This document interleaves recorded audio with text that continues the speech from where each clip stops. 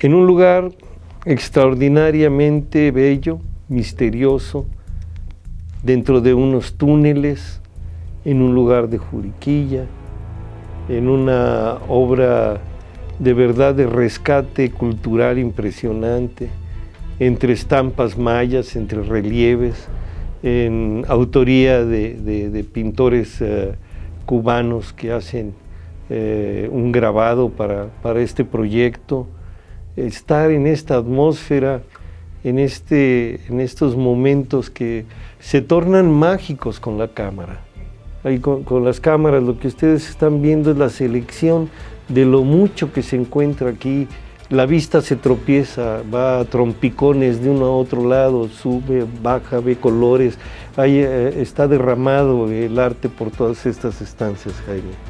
En los casi 5 años que llevamos al aire, Luis, con un inicio en los estudios, después procuramos salir para que la teleaudiencia conociera algunos sitios de interés.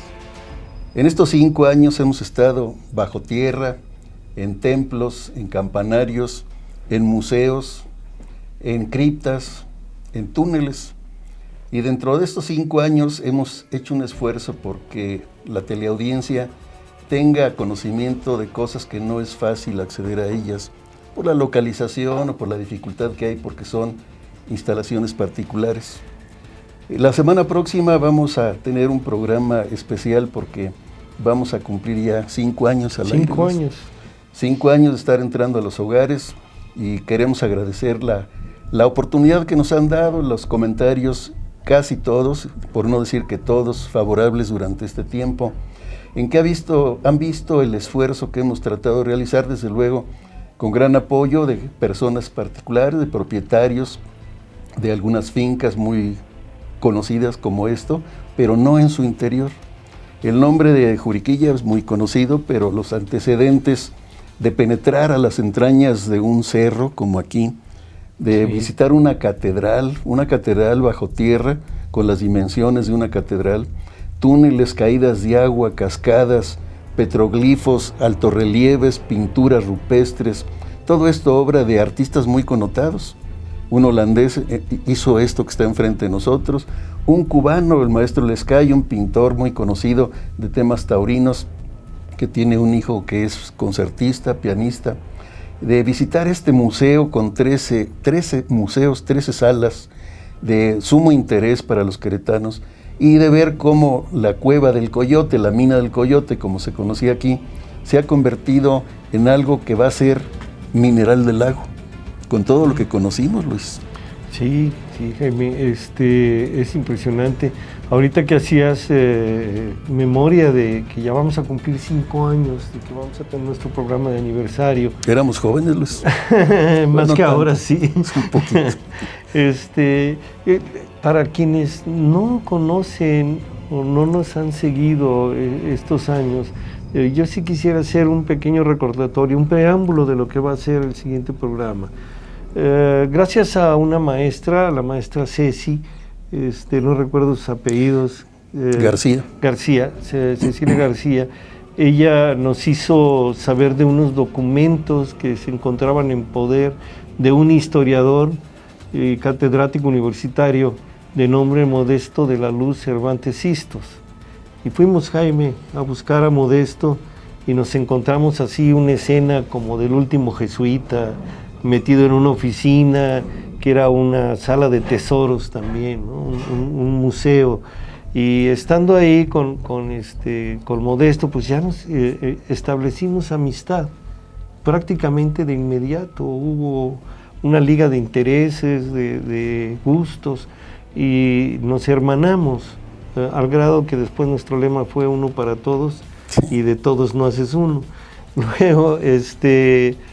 Luego de eso nos juntábamos los martes, que le llamaba los martes culturosos, y ahí platicábamos.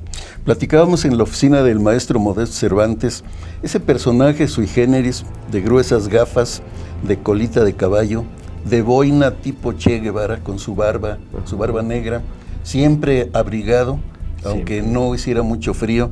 Era un personaje que caminaba lentamente, con un portafolios y una computadora, una laptop. Y siempre lo bromeábamos porque decíamos que el día que no tuviera eso iba a perder el equilibrio, porque ella era parte de su indumentaria. El ritual cuando llegaba a su oficina, que lo estábamos esperando, con Mariano Amaya, con gente como Emilio Lobato, como Fernando Cruz, que llegó a estar por ahí, Víctor Cauduro, que llegamos a platicar, era un ritual porque se empezaba a despojar del abrigo y lo acomodaba en ese desorden bien organizado que tenía, porque era increíble cómo localizaba una moneda que sabía dónde estaba, o billetes, sí, es cierto eso, o un Stradivarius. Sí, también, es que así era Modesto, siempre gratísimo recuerdo. Estábamos sentados y decíamos, es que hay un billete que traía la corregidora, pero no me recuerdo qué año. Entonces él se levantaba, iba a un lugar preciso, sacaba el billete y nos lo mostraba. Dentro de todo ese mundo que tenía, él tenía todo, tenía su taxonomía de todas las cosas. Ahí estuvimos con Carlos Monsiváis, conocimos a gente muy connotada, como aquel viejo vendedor de libros, el señor Nava. Un señor que tenía una vida muy interesante, que lo conocimos gracias a Modesto. Vimos cosas muy interesantes y vivimos con él algo tan interesante que trascendió de la oficina y lo conoció Mónica Ramírez. Claro, sí. Algún día caminando, iba precisamente a la oficina, me encuentro con nuestra directora de Radio y Televisión Querétaro y me dice, Mónica, pues ¿a dónde vas con esa prisa? Y le comento de que era martes y que íbamos a ir a nuestra reunión. Entonces me dice, ¿cómo es esa reunión? Le dije, no, bueno, nos juntamos, se habla de historia, se habla de documentos, de objetos, y es muy entretenido y me da mucha información. Y de ella surgió la idea, ¿y por qué no lo hacemos en televisión? ¿Por qué no vienen a platicar acá en la televisora? La televisora incipiente porque apenas se iniciaba una sola cámara, algunos de las personas... En la cabina de radio. En la cabina de radio, juntitos ahí como loritos porque estábamos los tres, con una franela verde que había técnicamente después sobrepuesto la foto de una biblioteca. Sí. Y ahí con un gran micrófono. Del estudio de Modesto. Era la biblioteca del estudio de Modesto, entonces seguíamos la tónica de estar platicando en el estudio de Modesto. En ese estudio de los jesuitas, seguíamos nosotros compartiendo ya con la ciudadanía, con el pueblo, con el público, y así empezó todo. Pasó más de un año cuando la producción tuvo la inquietud por sacarnos de ahí, de sacarnos de ese estudio donde pasaron muchas cosas. Pero entre ellas, ¿qué fue lo que nos pasó? ¿Te recuerdas, Jaime? Bueno, yo recuerdo que teníamos un productor del programa que era Escoto. Eduardo Escoto, que después siguió su camino por otra producción con el de La Mano Peluda o alguno de ellos. Cosas de esoterismo. Sí.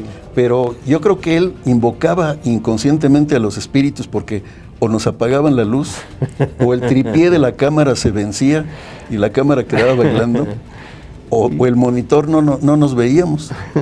Pero una de las cosas que pasó, que sucedió, es que donde estuviéramos y teniendo varias cámaras, estábamos los tres juntitos. Eso. Porque nos habíamos acostumbrado a estar más de un año en el programa, pues uno con otro. Ya como que había mucho afecto entre nosotros, ¿no? Porque pasamos de ahí, el primer programa, lo recuerdo muy bien, fue en un barandal de la Universidad de Querétaro, una instalación donde funcionó la prepa durante mucho tiempo, ahora Escuela de Filosofía, y en el salón de actos estábamos nosotros en el barandal y con esa misma costumbre estábamos hombro con hombro, habiendo 60 metros de largo, hasta que la producción nos llamó la atención, bueno, se pueden separar un poquito. Ahí sentimos un poco más de libertad. Empezamos a tomar ya libertad y presencia de que estábamos ya en un lugar abierto. Sí, fueron cosas muy bellas. Crecimos con el canal, empezamos con esto como prácticamente fundadores y hemos seguido, se ha mantenido el programa gracias al interés de la gente, gracias a que nos siguen viendo y se interesan por los temas. Y tu preocupación, Jaime, y la preocupación de la producción, de llevar siempre a lugares extraordinarios. Si lo digo no como un eslogan o como un ardid o como un cliché, no. Lugares extraordinarios, porque pocas veces se había grabado, o creo que nunca, un programa o tener información desde la iglesia chiquita en La Cañada. Y bajo protesta de decir verdad, como decimos los abogados, cuando se toma el juramento, y cuando me vean con la vista perdida no estoy leyendo en el teleprompter, es que así es, en ocasiones me tengo que apoyar viendo algo, pero aquí todo es improvisado. Acabas de llegar y estábamos viendo de qué íbamos a hablar hoy, entonces claro, por ser un programa previo al de el siguiente, que va a ser el del aniversario, pues estamos platicando de esa forma como lo hemos hecho siempre. Sí, así ha sido la tónica del programa.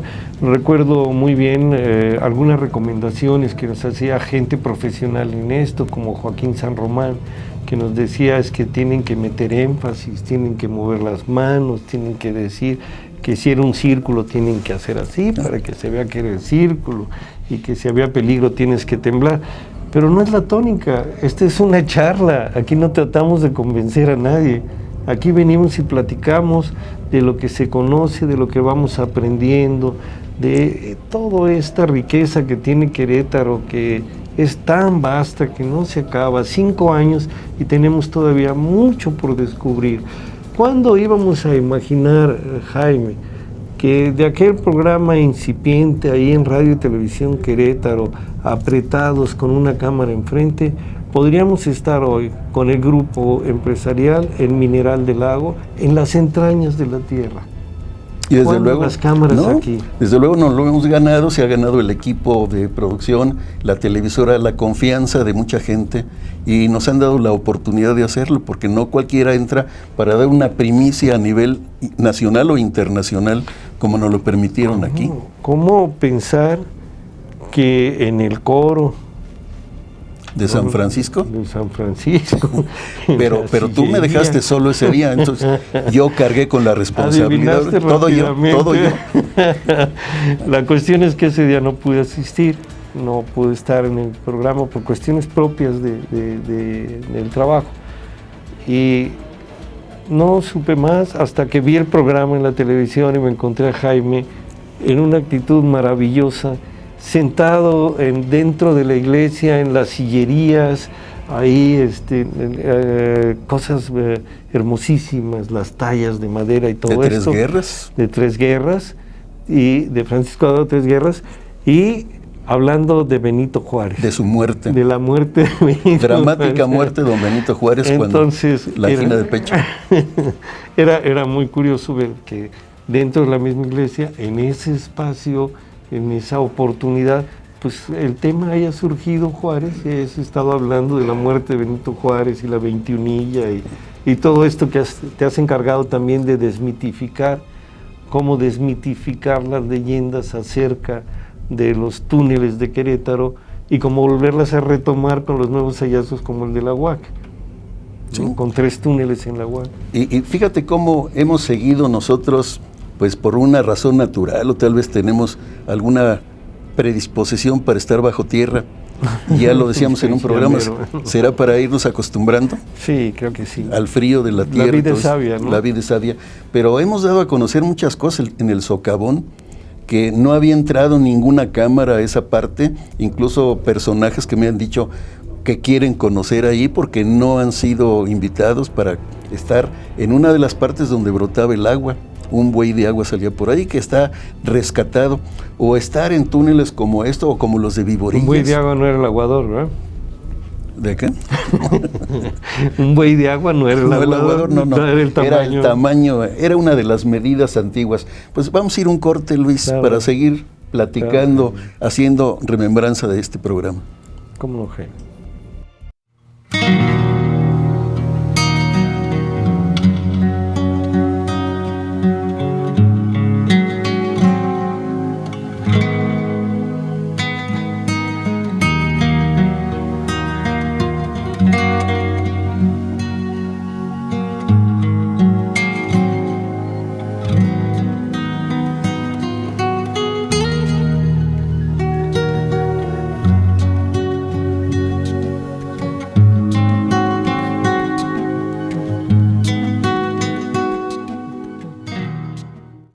Pues grandes recuerdos para nosotros y esperamos que también para ustedes.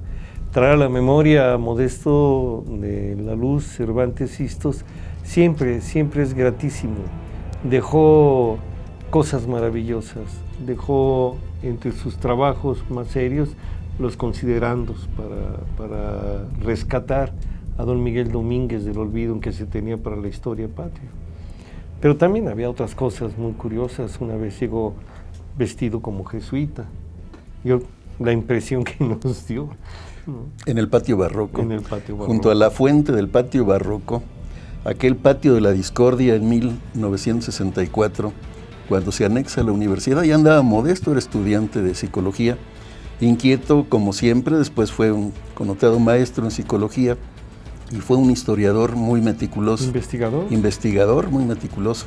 La aportación que hizo, pues dejó para la historia que Querétaro fuera de los pocos actos que merecían reconocimiento nacional, pero en especial aquella vez que hicimos el programa en la fuente, en la fuente ahí del patio barroco, que nos acompañó una calavera negra de barro de Oaxaca, y él llegó vestido... Era como Día de Muertos, ¿no? Era para el Día de Muertos, que ese día, por cierto, nos cuestionaron que estábamos hablando de algunas tradiciones de la zona de la Huasteca, de dónde viene el nombre de los tamales de muerto, pero a lo mejor fue imprudencia por actuar correctamente. Después mucha gente ya no quiso consumir los tamales de muerto, porque decíamos ahí que en una parte de la Huasteca al difunto le lavaban los pies o lo bañaban y con esa agua hacían el nixtamal para elaborar los tamales, porque era parte de la protección del difunto para con los deudos. Al lavar los pies les enseñaba el camino, y esa creencia fue muy difundida hasta que ya la modernidad la dejó obsoleta. Ahí mucha gente no entendió que eso era una costumbre prehispánica. Entonces pensaron que los tamales de muerto que hacen en conocidas tamalerías muy céntricas ahí por Pino Suárez, que tenían algo que ver, pero no, queremos aclarar que a lo mejor fue imprudencia de nuestra parte. Pero Modesto llegó con una túnica, era una sotana. Un vestido con botonadura de plata con calaveras, porque la calavera decía él que significaba mucho dentro de los jesuitas, y llegó con una especie de, ¿cómo se llama lo que se ponen los curas con una borla, así como algo raro? Yo lo he visto en graduaciones, pero a los magistrados de la Suprema Corte. No era precisamente un kepí. No, era una cosa... Ni un birrete, no era pues un gorro. Yo lo he visto en los ministros de la Suprema Corte que utilizan eso, que es una borla, porque no es la toga y el birrete, no, esto es diferente. El birrete, pues ya lo sabemos, es plano, ¿no? Esto, sin ser un sombrero tricorne como el del Marqués, más pequeño, tenía como 5 picos y una gran borla, negro, y sobre todo la facha que tenía él de jesuita. Y tú le pusiste... Se asumía como tal. El último jesuita. Sí. Y se le quedó como el último jesuita, cosa que a él le agradaba. Le agradaba que se le comparara con De la Vía, aquel primer director de los colegios de San Francisco, Javier de San Ignacio, San Francisco. Era un hombre muy serio, con un gran sentido de humor, ¿no? A veces hacía sus comentarios y parecía que estaba hablando de otra cosa, pero tenía un gran sentido del humor, una oportunidad, era un dardo, ¿no? Que sabía soltarlo. Y también muy preocupado, Modesto era así, lo que hacía lo hacía bien. Y se preocupaba, tengo que ir a mi programa de televisión y no me entretengan, y preparaba documentos, y eran aportaciones. Oírlo hablar, estar con él, fue sin duda, Jaime, un gran aprendizaje, una gran oportunidad, y estuvimos con Eric Torres Montes, de una memoria y un conocimiento vastísimo, con Carlos Monsiváis. Estuvimos no en el programa, pero sí a través de él. Con Hugo Gutiérrez. Fernando del Paso. Con Fernando del Paso, con Villalpando. Sí, cuando estaba organizando lo que era el Bicentenario. Y recuerdo la ironía de Modesto cuando acompañamos a Fernando del Paso, el creador de Noticias del Imperio, connotado historiador, laureado internacionalmente, exlocutor de la BBC de Londres, embajador de México, que llegamos con él al Teatro de la República, Modesto del Paso, Hugo Gutiérrez, tú y yo, y ahí del paso nos hizo una confidencia que nos dejó fríos. Sí. Dijo, es la primera vez que estoy en el Teatro de la República. Después de que lo describió habló perfectamente de él, bien. se llevó todo el juicio de Maximiliano y demás, y nunca había conocido, nunca había estado en el Teatro de la República. Esa es una gran aportación, ¿no? Sí, y no, aunque no nos lo crean, así fue, así lo dijo. Pues así y hay está, testigos. ¿no? Sí, sí. Pues te toca vivirlo, ahí está, y se comenta, ¿no? Y pues es parte del trabajo, de la investigación y de la imaginación y de la imaginería, el que un escritor no necesariamente tenga que estar en el lugar, porque tuvo seguramente fotografías, sillas, datos, actas y demás, pero pues por misma curiosidad te acercas, ¿no? Es más, teniéndolo, digo, ¿cuánto? A 1 hora y media de su residencia en el Distrito Federal. Y ya a su edad, conocer por primera vez el Teatro de la República. Y recordando a Modesto también sus aficiones por la numismática y la filatelia. Sí. Y la numismática él presumía, y era la realidad porque nos enseñaba los catálogos, que tenía una de las monedas, que había 2 en el mundo. Y la tenía ahí y la prestaba su colección de monedas, sí, para exhibirlas. Porque no era envidioso, quería que la gente conociera, que tuviera cerca de las monedas los columnarios, todo lo que él tenía. Tenía un aspecto de amistad y de solidaridad, y tenía el don, tenía ese ímpetu por dar. ¿Cuántas veces no llegamos y nos tenía algún presente? Una moneda, un billete, timbre, un billete, un algo que tenía un valor especial para él, que era parte de sus rescates, y ahí nos lo regalaba, ¿no? Era así, Modesto. Una de las cosas que se nos olvida, porque fue parte de por qué lo conocimos, es que tanto tú como yo andábamos buscando el túnel de Querétaro, habíamos ido al bar El Portal de Querétaro, habíamos penetrado en parte de la sequía madre, y nos dice Ceci que tenía unos documentos, el maestro, que se los había dicho en clase, unos documentos que había encontrado en un túnel en el patio barroco. Uh-huh. Y como ahí hay un túnel que lo taparon en la época del ingeniero Macedo para que no se metieran los muchachos en el patio de los Naranjos, lo fuimos a ver. Y de ahí él nos confesó, dice, es que estos documentos yo los he estado coleccionando, pero tenía conocimiento del túnel. Y empezó ya la cercanía y conocimos otra faceta de Modesto. Modesto, el buscador de tesoros, sí, el comprador de monedas raras, sí, el clasificador de entierros encontrados en Querétaro, como el de la Plaza de la Constitución. De bibliotecas. De bibliotecas, con problemas serios porque él recuperaba documentos y luego después había gente que se interesaban con ellos. Por ejemplo, el diario de don Genaro Licastro, ya, que él adquiere el original, se lo vende al maestro Alejandro Obregón para su colección, pero ya un escritor queretano y muy connotado abogado, Nacho Herrera, que Terencio Higareda Eijar se firmaba como seudónimo, había transcrito el documento y había hecho una copia para el obispo y se la había entregado. Con el paso del tiempo, ignorando que el original lo tenía un connotado maestro, el maestro Alejandro Obregón, que era de su propiedad, los libreros reeditan esto, más bien lo dan a conocer sin la autorización del que tenía el original, y se armó un relajo y andaba Modesto ahí de por medio también. Sí. ¿Sí recuerdas? Y tuvimos algunos reclamos también.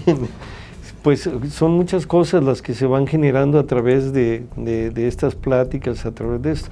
Una de las inquietudes que a mí más me llamaba en el sentido periodístico es que la maestra Ceci nos había comentado que Modesto tenía una carta de la corregidora Allende.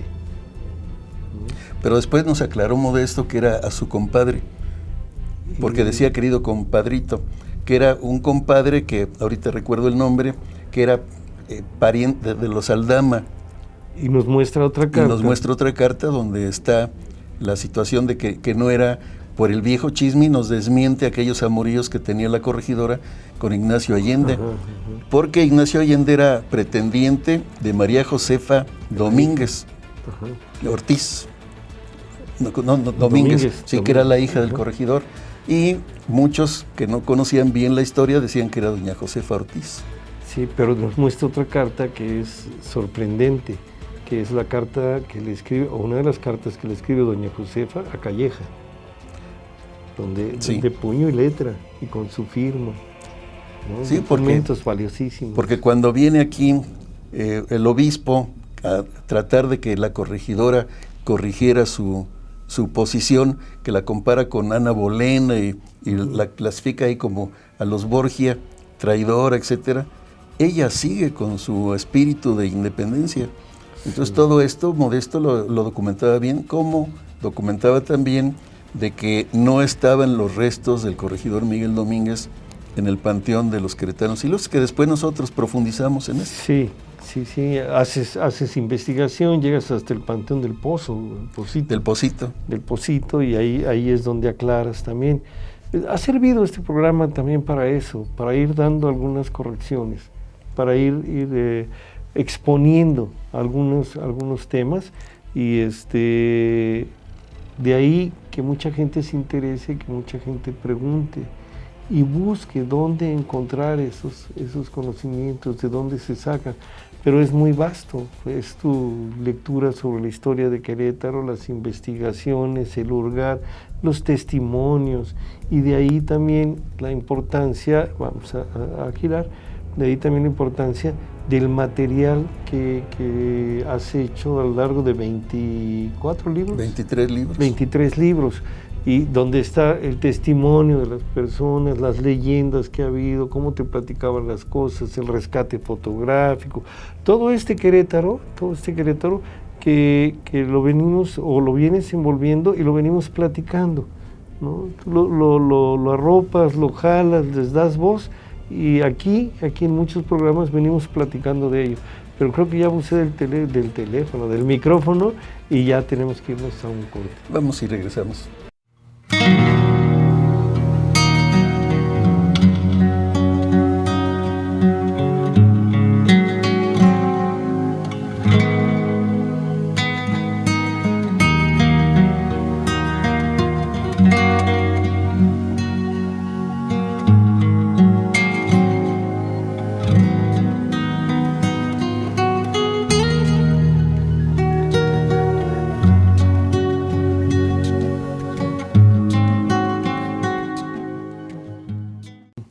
Sí, y aquí fuera del aire seguimos comentando sobre estas aficiones de Modesto y estos conocimientos y esta bondad que tenía para ofrecer, para permitir. Una vez me comentó que, bueno, le preocupaba mucho cuando le pedían exposiciones numismáticas, porque ya se le habían extraviado 3 monedas de oro.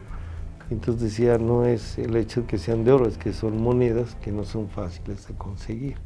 Y entonces le preocupaba, pero nunca una negativa, nunca un conocimiento. Le podíamos hablar a la hora que fuera y estaba dispuesto a aportar, a dar, a enseñar. Era un docente, sobre todo, y creador del servicio social comunitario, de los diplomados en sexologías humanas, entre otros, diplomados que tienen más de 20 años. Con Liz, su esposa, y con su hija Lluvia. Con su hija Lluvia, y ¿cómo se llama la otra compañera? Ceci, la que estaba en la oficina de Modesto. Lucy. Entonces, sí, con ellos se hacía también una ambientación, ¿no? Siempre estaba cobijado. Y llegado el día que grabábamos, que en esa época se había quedado también los martes, en un principio, luego cambiamos a viernes, ¿no? Porque era en vivo. Sí. Sí, grabábamos después de que salía Lupita Segovia.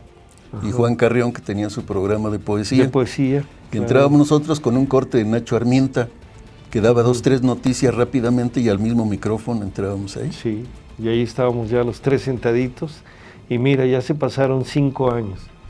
5 años de andar por todos los rincones de Querétaro, en hoteles, en casas como la de Nacho López, ¿no? En iglesias, en la huerta del pueblito, del santuario del pueblito, ahí donde estaban las granadas. Con el Padre Nacho. Sí, con el Padre Nacho. Y así, grabar en el escenario magnífico Con el padre Valencia. Con Jorge Valencia. Ahí en Santa Clara. Un grande amigo mío. Y acabamos de estar también ahí, con el padre Gavidia. Ahora con Francisco Gavidia. Con las restauradoras. Sí, Lolita López y Luz María, no recuerdo el nombre, el apellido. Pero ese escenario maravilloso, Jaime, de estar grabando en la Plaza Mariano de las Casas y teniendo de fondo a Santa Rosa de Viterbo. Y los niños corriendo. Y los niños corriendo. Las palomas. Claro. Y una cosa, Luis, que los que saben algo de televisión, pues no lo van a creer, pero rara vez nos han dicho corten para corregir algo. No. Porque siempre nos vamos de corridito. Sí. Siempre. Ya el esquema... No hay un guión, no hay un script, no. Es llegar a hablar de Querétaro, de las virtudes que tiene, de los problemas que se enfrentan, pero siempre muy apegados al aspecto artístico, cultural, histórico. Y hablando del aspecto artístico, por ejemplo, hemos tenido programas con Víctor Cauduro, con Herminia Castañeda. Con Herminia Castañeda, con este joven Federico de la Vega, tan talentoso en la cuestión editorial. Raúl Olvera Burgos, uno de los superdotados de México. El sacerdote ya retirado que escribe un himno para Querétaro. Humberto Suárez. Y el esoterismo y la sapiencia de nuestro amigo Mariano Amaya. No, pero esos programas han sido verdaderamente muy comentados sobre lo que se trató ahí. Hablar de exorcismos, hablar de fantasmas, pero con un punto de vista científico, de un antropólogo, de un sacerdote, de un licenciado en filosofía, de un abogado, todas las cosas que tiene Mariano, que sin duda es uno de los sabios queretanos. ¿Te acuerdas del padre Valencia que nos decía que él había visto una persona poseída y que al estar haciendo el exorcismo levitaba 60 centímetros arriba de la cama? Que ahí no se podía tomar como si fuera un padecimiento mental, una esquizofrenia, una conversión histérica, sino que realmente era una posesión demoníaca. Y él lo afirmaba ante mi escepticismo, porque choca contra mis creencias, contra lo que yo conozco. Pero está Mariano cuando nos hablaba de los contactos que ha tenido y de las voces, de lo que le decían. Del Carolo, su amigo el Carolo. ¿Cómo llega a establecer comunicación con él? Y claro que son temas muy delicados, pero no estamos promoviendo ni vendiendo nada, sino son cosas que se suceden y no daríamos este testimonio si no fuera de una persona con tal conocimiento y con tal prestigio como Mariano Amaya. El sacerdote que era compañero de Mariano en Roma, que en una intervención quirúrgica fallece, y él no se da cuenta porque estaba anestesiado. Cuando don Paco Lozada, que era el médium, ya falleció también don Paco, se presta para traer a los espíritus, que este sacerdote pregunta que cómo salió la operación y le dice Mariano, es que ya marchaste. La voz, ¿no? Reconoce la voz. Dice, oye hermano, es que ya marchaste, ¿cómo? Y el médium se deja caer posesionado del espíritu de este sacerdote, que no sabía que había fallecido, y el reencuentro de su espíritu a través del médium. Y estando en ese trance, aparece otra voz que le dice, Mariano, soy Carolo. El médium no sabía de la existencia del tal Carolo, y ahí se hace presente el Carolo, y es el que le pide un favor, que había muerto por alcoholismo, y que le dice que él se arrepintió, pero que nunca se despidió de su familia. Y le pide a su amigo Mariano que se despida a nombre de él, de su familia, cosas que son difíciles de creer, ¿no? Sí, pueden decir, bueno, estos están como fumados, ¿no? Sí. ¿Qué pasó en el Se corte, pusieron ¿no? de acuerdo, pero aquí no. No, es que la verdad está platicado por Mariano Amaya, y Mariano Amaya tiene certificación para dar más de 50 asignaturas a nivel universitario. O sea, no es de ninguna manera estar hablando de un charlatán. Es gente que estudia el caso, que auxilia. Yo le preguntaba una vez a Mariano y me deja muy sorprendido. Le decía, ¿qué oraciones cuando estás en un caso que ya te diste cuenta que si hay una posesión demoníaca? En Juriquilla se lo preguntaste. Sí. ¿Qué oraciones se dan? ¿Qué oraciones tienen? O se dicen, ¿qué se hace? Y me dijo, el Padre Nuestro. El Padre Nuestro, nada más. Y dijo algo muy interesante, que de la boca, de la voz de un cura, de un excura, que dicen que siguen siendo curas toda la vida, que nos dijera que todo lo demás es poesía, que todo lo demás es diferente, que ya son complementos, pero que la única oración para estar en contacto es el Padre Nuestro. El Padre Nuestro. Y en este tipo de exorcismos y todo este tipo de situaciones es el arma para defender. Sí, no, interesantísimo. Y hablamos del agua bendita también. También que él le atribuye el aspecto mítico de bendecir el agua, porque el agua no cambia, sino es como el óleo crismal, que son propiedades que la misma creencia le agregan para este tipo de ceremonias, de actos. Sí, pues estos programas fueron verdaderamente importantes, históricos, con temas muy complicados, y de verdad que gracias a la libertad que se tiene en Radio y Televisión Querétaro para poder tocar los temas, para poderlos abordar, para estar charlando de ellos, se ha logrado y se han transmitido. Y la gente se ha preguntado por qué, cómo está y dónde se dan esos casos. Y no es algo que se tenga que ocultar. Aquí en Querétaro, en Colón, hay una capilla exclusiva para exorcismos, para tratar exorcismos. O sea que no es algo que nos estemos inventando, sino la misma religión lo acepta y lo practica. Y hay gente que dentro de la misma iglesia que están capacitadas, tienen la autorización del obispo para practicar el exorcismo, porque se puede prestar a charlatanería o a confusiones, que un cuadro de esquizofrenia, un cuadro histeriforme se confunda con una posesión satánica. Debe de haber ciertas características para que se atribuya descartando lo conocido, atribuirlo a lo desconocido, y es cuando viene el exorcismo. Y para una persona con una preparación y un pensamiento científico, para ti, pues era como tú,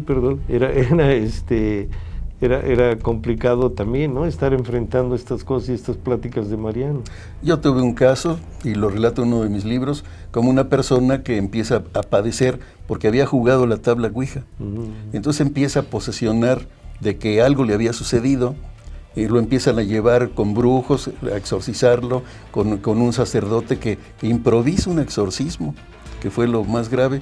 Entonces esta persona un muchacho acaba por fallecer, y ya después de todo lo que padecieron, cuando le hacen la autopsia, se ve que tenía un tumor cerebral, un astrocitoma que se llama.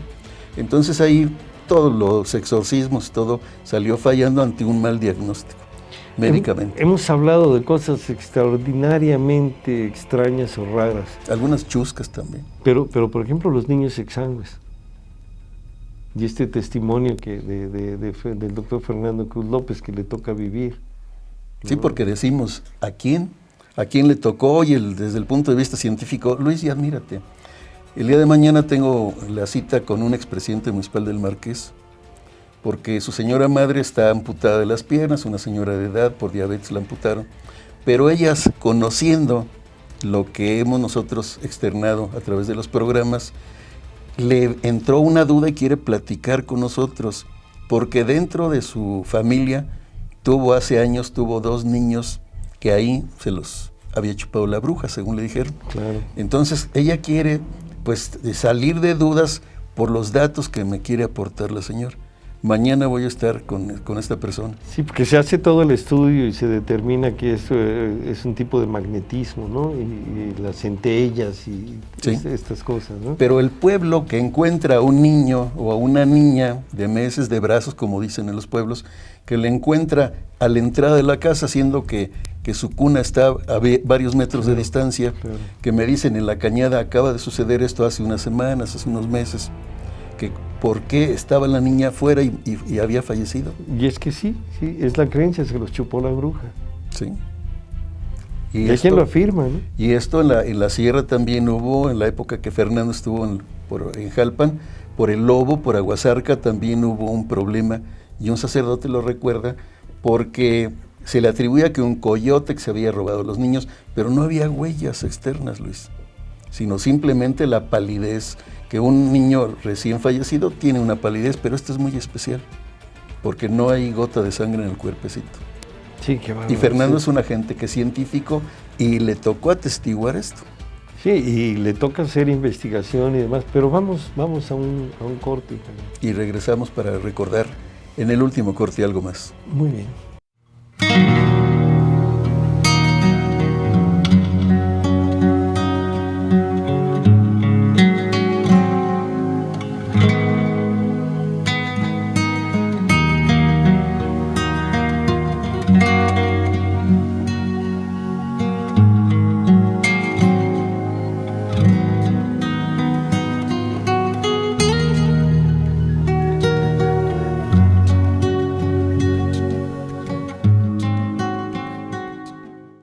Luis, a unos días de cumplir 5 años, que se dice fácil, pero ocurren muchas cosas en 5 años.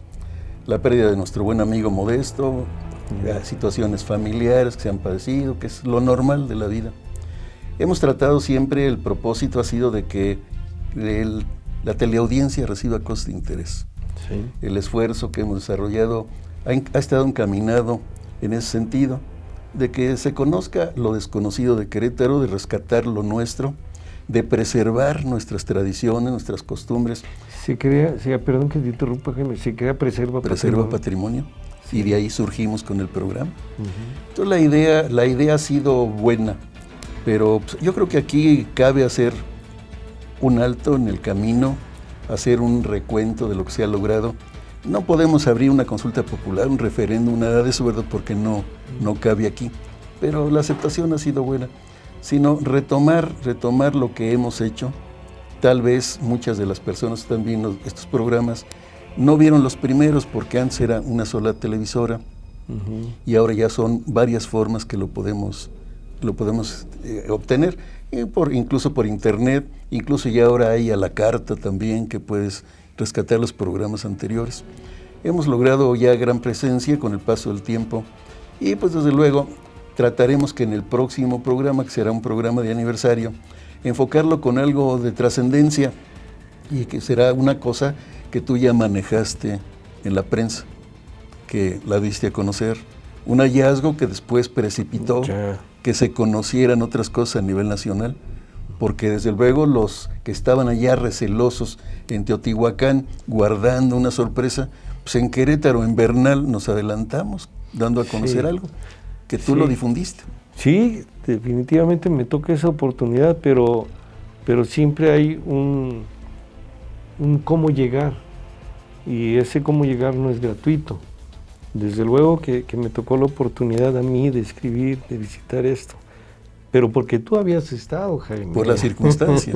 Tú habías estado y tú habías entrado a esa gruta y habías corrido el peligro, me parece que con la luz de tu celular nada más, y llegas a donde está el hallazgo, te lo muestran, entonces tú eres el que llegas ahí y después me lo compartes. Y acepta esta persona, acepta Edgardo Cabrera, y entonces se da la posibilidad de ir a hacer el reportaje, de estar ahí, de cometer errores, ¿no? Porque si dijimos en un lugar de La Peña, de Bernal, pero cuando hago el video agarro la ubicación exacta donde está y lo pongo, fue involuntario, yo trataba de situarme más o menos en el contexto, no de exhibir dónde está, porque se tiene que cuidar, son cosas que se tienen que cuidar. Sí me toca describir, estar, ver, gracias a que tú abriste ese camino. Gracias a tu confianza, porque yo ese día no pude ni sacar el celular, que después lo traté de hacer y no hubiera salido nada por lo limitado que es el celular, pero gracias a tu confianza que creíste lo importante que era lo que se había encontrado ahí. Sí, no, cómo no, si me lo platicaste y cuando me dices, es una diosa casi de tamaño natural, que está en cuclillas, se está pariendo, y no, pues hay que verlo, y es de piedra. Y me quedé corto porque había más, en el piso, a la entrada había más. La culebra que vigila. Es que la primera vez no me dejaron acceder hasta allá, sí, sino me dijo Edgardo Cabrera, hasta aquí, doctor, y dócilmente, agradeciendo que me estaba dando a conocer eso, hasta ahí me quedé parado. Sí, y entonces sí tenemos, mira, tiene sus ventajas. Las reacciones inmediatas fueron que eso era propiedad de la nación, lo cual nunca se había negado, ¿no? que se tenía que ver la certificación de que fueran auténticos. Eso está bien, se tiene que hacer. Hubo voces de gente que llegó a decirme, eso no es cierto, eso es un invento, está mal. Fotomontaje y demás. Bueno, pero ahora el INAH, a cargo de Manuel Naredo aquí en Querétaro, uno de sus arqueólogos ya testificó que es original y que la cueva es natural, que no está abierta para poner eso. Es una cueva natural por el tipo de minerales, por el tipo de rocas que se encuentra. Entonces, ahora se está esperando a que se certifique con gente especializada del Templo Mayor, ¿no?, en la cultura mexica, y entonces que vengan y que sean ellos los que ya den el sí definitivo. Pero lo tuvimos, Jaime, lo tuvimos enfrente, estuvimos ahí, vimos las mascarillas, los metates, puntas de flecha, navajas, obsidiana, y además surgiendo de la tierra. Las imágenes son así como si fuera un parto, porque la tierra los ha mantenido, los ha cubierto, y se ve o la boca y la nariz, o una parte del penacho, y la culebra ahí. Entonces, no, fue una experiencia extraordinaria, una experiencia de agradecerse y que vamos a poder compartir. Que sería el programa especial de aniversario. Que sería el programa especial de aniversario, ahí. Para que la gente pueda observar el color tan especial de las lágrimas, Luis. A mí me llamó mucho la atención, sí, porque era dorado en momentos y era sangre rojo en otros momentos. Sí, pero estábamos usando, por ejemplo, con las velas. El hecho de tener las velas, que fueron 3, porque había 3 en ese momento. No por algo ritualístico. No, el rito lo hicimos para pedirle permiso, autorización a la peña, pues es la tradición. Desde el aerolito, ¿no? Ahí se pide permiso, te cargas de energía, tú lo hiciste, y luego ya empezamos a bajar. Se encuentran las velas que se tenían ahí, se prenden. Una de ellas está muy inquieta, está chisporroteando, pero la imagen, el color, cambia esas tonalidades. De la pieza se torna roja. El silencio, y después la luz serpenteante que nos siguió. Sí, desde la entrada se mete un rayo de luz y va serpenteando hasta prácticamente donde estábamos, a unos metros. ¿No estaremos predestinados? No sé a qué, pero... Ojalá que sí. Para algo, ¿no? Porque nos siguió la luz. Sí, pues fue de verdad extraordinario, y qué bueno que el programa de aniversario sea ahí y que podamos llevar al auditorio estas imágenes desde que se las platicamos, que les decimos, porque sí, cuando nosotros metíamos la luz de las lámparas, ¿no?, entonces se veía la lágrima como un poco roja, se veía roja como si tuviera, ¿cómo se llama esta pintura? A base de mercurio. Cinabrio. El cinabrio. Como si estuviera pintada con cinabrio. Pero con las velas cobraba una tonalidad dorada. Y el rictus de dolor. Sí. Ese rictus bien logrado por el artista que elaboró eso. Por el tallador, el escultor, de donde te pusieras, las manos atrás, detenidas, las piernas abiertas en cuclillas, el niño ya con una viveza, porque la cara era de alguien ya que fuera, ¿no? Ya no está coronando, no, ya está fuera, está pariendo. Ya está pariendo. Ese momento de parir. Y el rictus, los dientes, ¿no? Es extraordinaria la pieza. Y en un lugar, bueno, se presume que es Tlaceuteotl, que es la diosa para algunos de la fertilidad y para otros de la devoradora de las inmundicias sexuales, que así eran los aztecas o los mexicas, tenían esta providencia de tener una diosa para ir a confesar lo que ellos consideraban que era una inmundicia. Después de conocerse esto a través de tu reportaje en la prensa, algunas personas con nexos en la Sierra Gorda me contactaron, y tengo ahorita en mi posesión, en mi poder, mas no es mía, es de la nación. Uh-huh. Tengo otra diosa, pero elaborada en barro, pero con mayor estilización. Claro. Tiene aretes, tiene otro tipo de interpretación. Más fácil. Se ve que es más reciente. Lo que conocemos acá tiene muchos siglos ya de por medio. Sí. Acá se ve que es más reciente, desde luego es auténtica, eso espero yo por el origen que tiene, cómo lo localizaron, y de eso no te he mostrado todavía ni foto, porque voy a sacar la foto para que la veas. Qué maravilla. Y también hubo otro aspecto que pues se tenía que tratar con cierto cuidado, que es el de los diálogos entre el prehispánico y el extraterrestre. Pero está bien representado. Pero muy está bien la peña de representado. Bernal ahí porque no hay otra. La lengua grabada y todo, pero además, ¿con qué finura el grabado? Sobre piedra, Sí. está tallado como si fuera con láser. Piedras muy pesadas. Piedras pesadas, desconocidas para Querétaro, Frías. porque el origen son de Jalisco y Zacatecas. Entre Jalisco y Zacatecas se hace el hallazgo. Y los trajeron aquí por la peña de Bernal porque hay similitud a la interpretación del Sí. que hizo, el que elaboró eso. Entonces se ve el astronauta como si fuera, lo hemos dicho, como si fuera sacado de una historieta con su casco así. La voluta. Sí, se ve el platillo volador como los vemos actualmente. Entonces eso le resta antigüedad. Dicen, bueno, ¿cómo es posible? A lo mejor así han sido siempre. Así han sido siempre, o a lo mejor ellos no cambian de modelo como nosotros de carro. Tienen los mismos. Y Recuerda que el profeta Elías fue arrebatado al cielo en un carro de fuego. Ajá, Y eso es bíblico. Entonces imagínate la antigüedad que tienen los ovnis. Sí, bueno, pues es bíblico, ¿no? Y sí se ve el ovni, pero también se ve la voluta del diálogo, cómo está. Entonces, a mí lo que me impresiona, Jaime, es la precisión con la que se graba esto, porque es tan abigarrado, hay tantos elementos que debería de tener para cualquiera la posibilidad de un error. Y parece que circuló todo, creo, en un solo sentido, con una profundidad de 2 o 3 milímetros, que hace que se note esto, y que no se interrumpe, parece de una sola línea. Y la forma del cráneo, más o menos de ese tamaño. Sí, ovalado. Y alargado como la de los faraones. Sí, parece a Chava Reyes, al goleador. Dolicocéfalo, médicamente, dolicocéfalo alargado.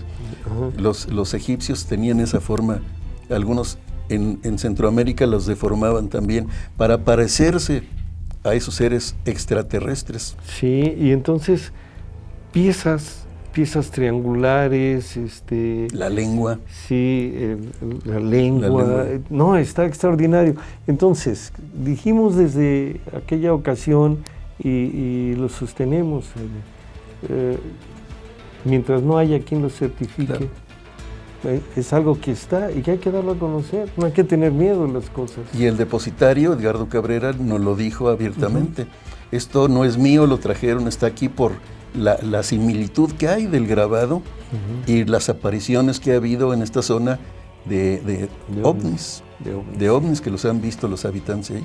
Pues llegamos al final de este segmento y al final de este programa, Jaime, y la siguiente semana estaremos festejando nuestro 5º aniversario, y gracias al público por habernos soportado estos 5 años, estos espacios en que siempre hemos tratado de llevarles desde la honestidad de un queretano con tal amor por su tierra como Jaime, hasta el trabajo periodístico que realizamos por parte de su servidor para ofrecerles algo, para tener algo. Y cualquier comentario sería conveniente que lo hicieran llegar a la televisora, ahí en Pasteur número 6, o www Radio Televisión Querétaro.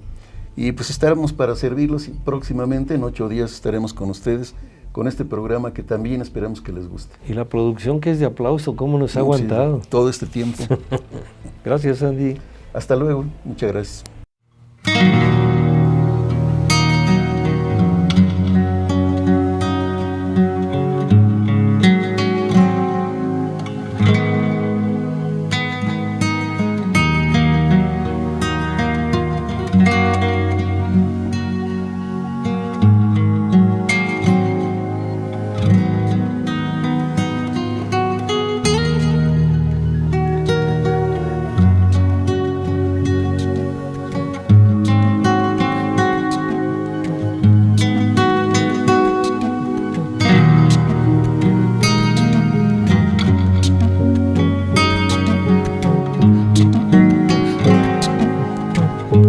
Amén.